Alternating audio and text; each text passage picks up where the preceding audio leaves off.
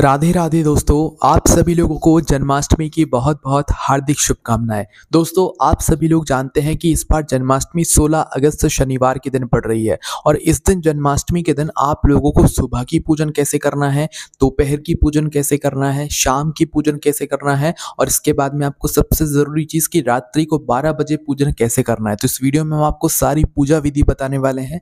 जितने भी लोग जन्माष्टमी की पूजा अपने घर पर रहकर करते हैं, लड्डू गोपाल जी के साथ में करते हैं, रात्रि को 12 बजे उनका जन्म कराते हैं, भाई वो ये वीडियो ज़रूर देखें। और इस वीडियो में हम आप लोगों को कोई लंबी चौड़ी मतलब पूजा विधि नहीं बताने वाले हैं, बहुत ही सरल और आसान विधि बताने वाले हैं जिसे हर कोई कर सकता है और भगवान श्री कृष्ण जी का आशीर्वाद भी यहाँ पर प्राप्त कर सकता है। ठीक है, तो देखिए सबसे पहले हम लोग बात करते हैं सुबह के समय की। देखो, घर में जो भी माताएं बहनें उपस्थित होंगी वह भी ये पूजन कर सकती हैं, घर के बच्चे भी ये पूजन कर सकते हैं और घर के बड़े भी ये पूजन कर सकते हैं। बस ध्यान रखना कि पूजन में घर के सभी सदस्यों का होना ज़्यादा ज़रूरी है। बाकी अगर कोई घर के बाहर गया हो, क्योंकि कई सारे लोग जन्माष्टमी के दिन मंदिर में जाकर भी भगवान श्री कृष्ण जी का जन्मोत्सव मनाते हैं, तो उसमें भी यहाँ पर कोई दिक्कत परेशानी नहीं है। तो आइए अब हम लोग जानते हैं कि आप लोगों को जन्माष्टमी के दिन सुबह, शाम और रात को 12 बजे कैसे लड्डू गोपाल जी की यहाँ पर पूजन करना है। सबसे पहले हम बात करते हैं सुबह के समय की। जन्माष्टमी के दिन आप सुबह सुबह जल्दी उठ जाइएगा। सुबह जल्दी उठने के बाद आप लोग स्नान वगैरह सारी चीज़ें यहाँ पर कर लीजिएगा। उसके बाद सबसे पहले आप अपने घर के भगवानों के पास चले जाइएगा,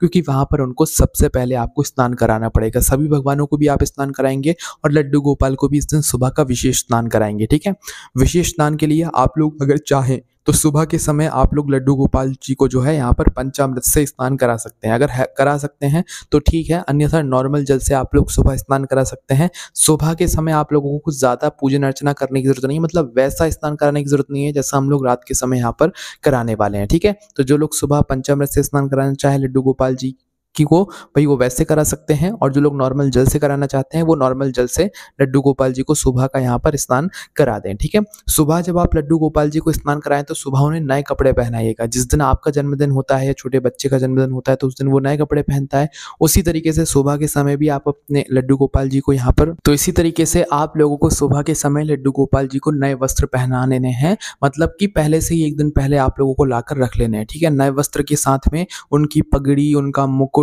मोर पंख, एक छोटा सा, बड़ा है तो बड़ा कोई सा भी मोर पंख, इसके बाद में बांसुरी, जो भी उनके श्रृंगार की सामग्री होती है ना, वो सारी सुबह के समय आपको नई पहनानी है। अगर किसी कारणवश आप ना ला पाएँ तो भाई जो पहले की रखी हुई है वही पहना दीजिए, पर शाम के समय या रात्रि के समय, जब रात्रि को 12 बजे उनका जन्म होगा और उसके बाद जब आप उनका श्रृंगार करेंगे तो उस समय सारी चीज़ें उनके लिए नई होना चाहिए। वैसे तो सुबह के समय भी नहीं, आप नई पहनानी आप लोगों को यहाँ पर चाहिए, थोड़ा इस चीज़ का ध्यान रख लीजिएगा। ठीक है, तो सुबह आप लोग जो है उनकी ज्वेलरी वगैरह जो है, नए कपड़े पहनाकर जो है उनको तैयार कर दीजिएगा। सुबह अगर आप लोग उनका पाटा लगाना चाहें, मतलब एक हम लोग क्या करते हैं कि जन्माष्टमी पर एक पाटा लगाकर उनका एक अलग स्थान बनाते हैं, क्योंकि उनका जन्म उत्सव होता है, उनको झूला भी झुलाना रहता है। तो अगर सुबह सुबह के समय पाटा रखना चाहते हैं अलग से तो सुबह के समय रख दीजिए, अन्यथा नॉर्मली आप लोग अपनी ही पूजा घर में अभी उनको विराजित करिए। आप लोग रात्रि में जो है उनका पाटा शाम के समय सजा सकते हैं। ठीक है, कोई इसमें दिक्कत परेशानी यहाँ पर नहीं है ना। और हो सके तो इस दिन बांस की बांसुरी भी आप लोग जरूर लेकर आइएगा। एक नॉर्मल बांसुरी जो उनको मतलब आप लोग रखते हो वो तो लेकर आइएगा,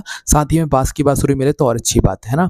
अब इसके बाद में आपने लड्डू गोपाल जी को सजाकर बैठा दिया, चाहे उनके पाटे पर स्थान पर, चाहे आप अपने पूजा घर में बैठा दिया उन लोगों उनको तैयार करके, और साथ ही में सभी भगवान को भी स्नान कराकर आप लोग बैठा दीजिएगा। ठीक है, अब सबसे पहले आप लोगों को यहाँ पर उनको चंदन का तिलक करना है, चावल समर्पित करना है, फूल समर्पित करना है, धूप दीप दिखाना है, और इसके बाद में एक तुलसी जी का छोटा सा पत्ता भी आप लोगों को लेना है, जो कि लड्डू गोपाल जी को यहाँ पर आपको समर्पित करना है। ठीक है, अब आपको उनको उनकी यहाँ पर पूजन अर्चना करना है। ठीक है, इसके बाद में भोग के रूप में सुबह के समय की अगर हम बात करें तो माखन मिश्री अगर मिल जाए तो बहुत है, ज़्यादा कुछ सुबह के समय भोग लगाने की आपको ज़रूरत नहीं है, और आपकी मर्जी है, लगाना चाहो तो लगा सकते हो। माखन मिश्री पर विशेष रूप से लगा दीजिएगा। इसके बाद में एक लोटे में आप लोग जल भी उनके लिए ज़रूर रखिएगा।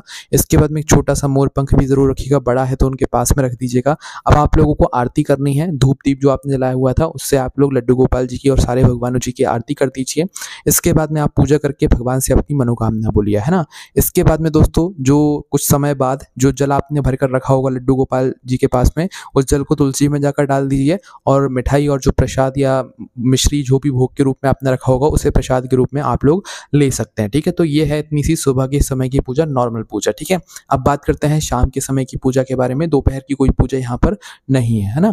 शाम के समय की पूजा दोस्तों हम आपको बताते हैं कि आपको शाम 5 बजे से लेकर 6 बजे के बीच में करना है, क्योंकि हमें शाम को 7 बजे लड्डू गोपाल जी को सुला देना है और रात्रि को फिर 12 बजे उनका जन्म कराना है। इसलिए आप लोगों की इस दिन की पूजा जो है शाम के समय की, वो शाम 5 बजे से लेकर 6 बजे के बीच में हो जानी चाहिए। तो शाम की पूजा में आप लोगों को यहाँ पर क्या करना है वो भी सुन लीजिए। तो देखिए, शाम के समय की पूजा में आप लोगों को जो है यहाँ पर सबसे पहले तो नॉर्मल एक दीपक जला देना है। ज़्यादा शाम की पूजा में आपको कुछ नहीं करना है, नॉर्मल एक दीपक जलाकर, धूप बत्ती जलाकर आप लोग जो है उनकी पूजन आरती कर दीजिएगा। अब इसके बाद में जैसे ही दीपक अपने आप ठंडा हो जाए, बुझ जाए, धूप बत्ती भी पूरी जल जाए, इसके बाद में आप लड्डू गोपाल जी के ऊपर में एक लाल कपड़ा डाल दीजिए या लाल चुनरी जो है वो डाल दीजिए। हम एक तरीके से ये पर्दा डाल रहे हैं, जैसे मंदिरों में पर्दा लग जाता है ना 12 बजने से पहले पहले, उसी तरीके से हम 7 बजे जो है लड्डू गोपाल जी को यहाँ पर सुला रहे हैं। तो आप लोग जो है उनके ऊपर लाल कपड़ा या लाल चुनरी डाल दीजिए। इसके बाद में नॉर्मल हमने आपसे बोला था कि सबसे सरल पूजा विधि हम आपको बताएंगे। तो यहाँ पर आपको एक खीरा लेकर आना है जिसमें डंठल हो, है ना। डंठल वाला खीरा मिले तो अच्छी बात है, नहीं है तो फिर जैसा आपको मिले वैसा लेकर आइएगा।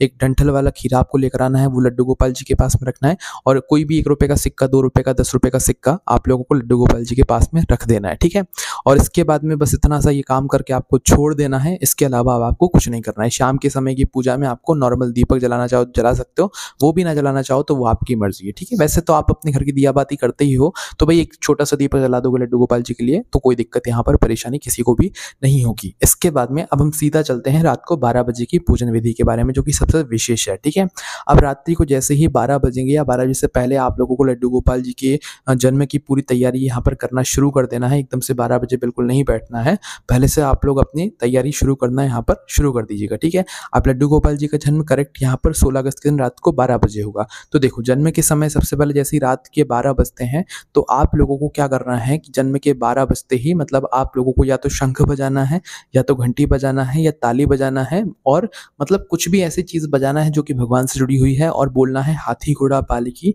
जय कन्हैया लाल की। मतलब भगवान श्री कृष्ण जी का उस समय नाम लेना है जब बिल्कुल रात को 12 बजने का समय होने वाला हो। ठीक है, जब भगवान श्री कृष्ण जी का यहाँ पर जन्म होने वाला हो। ठीक है, इतना काम किया। रात को 12 बजते आपने शंख बजाए, जो शंख नहीं है तो घंटी बजा लो, या तो ताली बजा लो, और हाथी घोड़ा पाल की जय कन्हैया लाल की ऐसे बोलते रहो। ठीक है, अब जैसे ही 12 बज जाए, 12 बजने के बाद में आपको सबसे पहले वह खीरा उठाना है, और खीरा उठाने के बाद अब जन्म कराने के लिए आप लोगों को अपना सिक्का उठाना है, और जिस साइड डंठल वाला जो हिस्सा है खीरे का, उस साइड वाले हिस्से को आप लोगों को उस सिक्के से जो है काटना है। ठीक है, थोड़ा सा हिस्सा लेकर उसको काट देना। इसे हम लोग जो है मतलब नाल छेदन या नाल भेदन इस तरीके से यहाँ पर बोलते हैं। जब बच्चे का जन्म होता है तो आपने देखा होगा ऐसे ही किया जाता है।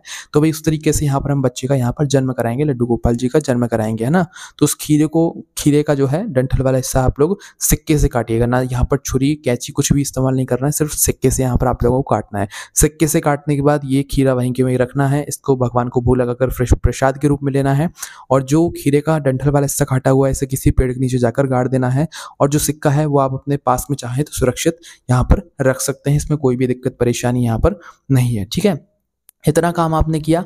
अब आप लोग जो है यहाँ पर उनके ऊपर से जो भी पर्दा वगैरह है वो यहाँ पर आप लोग हटा लीजिएगा। ठीक है, अब आपको क्या करना है कि लड्डू गोपाल जी के जो भी आपने सुबह कपड़े पहनाए हुए थे उन कपड़ों को उतार कर किसी एक थाली में या प्लेट में रख लेना है, क्योंकि अब हम उनका पंचामृत से स्नान कराएंगे, विधि पूर्वक स्नान उनका यहाँ पर कराएंगे। ठीक है, तो एक थाली में या एक प्लेट में लड्डू गोपाल जी को बैठा लीजिए, उनके सारे वस्त्र गहने वगैरह जो भी पहना कर रखे हुए हैं सब कुछ अलग कर दीजिए, है ना।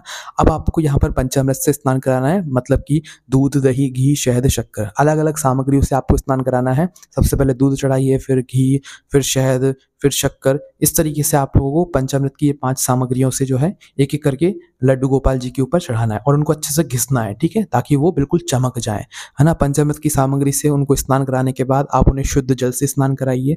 शुद्ध जल से स्नान कराने के बाद आप उन्हें वहां से उठाकर, और जो बचा हुआ वो नीचे आपने मतलब जो भी जलपात्र रखा हुआ होगा वो पंचामृत बन जाएगा, उसे आप लोग पी सकते हैं, कोई दिक्कत नहीं है। इसके बाद में लड्डू गोपाल जी को आप साफ कपड़े से बिल्कुल पोंछ लीजिए। पोंछने के बाद जो है अब उन्हें एक मतलब अच्छे स्थान पर उनका पाटा पहले से लगाकर तैयार करके रख लीजिएगा। जिनके पास झूला है भाई वो झूला बनाकर तैयार करके रख लीजिएगा, है ना? और झूला नहीं है तो आप हाथ से भी भगवानों को झूला मतलब हाथों में लेकर भी झूला झुला सकते हैं। अब आपको भगवान को नए कपड़े पहनाना है, ठीक है?